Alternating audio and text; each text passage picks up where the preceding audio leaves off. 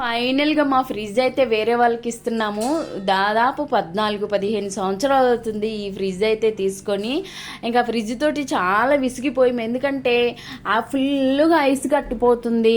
Of చేస్తుంటేనేమో నీళ్ళు మొత్తం వచ్చి కూరగాయల్లో పడిపోతున్నాయి. ఏంటంటే ఫ్రెష్గా కూరగాయలు తీసుకొచ్చి ఫ్రిడ్జ్లో పెట్టినప్పుడు ఆ ఫ్రిడ్జ్ ఇక్కడ మొత్తం ఐస్ కట్టుకుపోతుంది. ఇది ఆపే కానీ మొత్తం కూరగాయల్లోకి వచ్చేస్తుంది.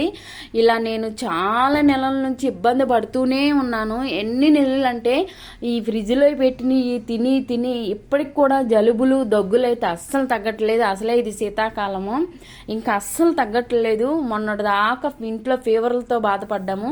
ఏముంది, పాలు పెట్టినా గడ్డ కట్టుకుపోతుంది, పెరుగు పెట్టినా గడ్డ కట్టుకుపోతుంది, ఏవి పెట్టినా గడ్డ కట్టుకుపోతుంది. ఎన్నిసార్లని రిపేర్ చేయించాలి? పోనీ రిపేర్ చేయించిన తర్వాత ఒక 10 రోజులన్నా ఫ్రిడ్జ్ పనిచేస్తుందంటే సేమ్ యథాతథగా ఇలా ఐస్ గడ్డ కట్టిపోతుంది.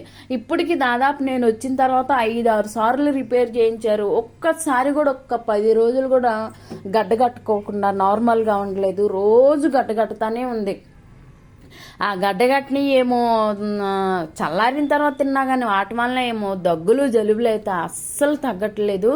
మొత్తానికి ఏదో ఒకటి అప్పైనా పర్వాలేదు ఒక ఫ్రిడ్జ్ తీసుకుందాము అనేసి తీసుకున్నాము ఆల్రెడీ.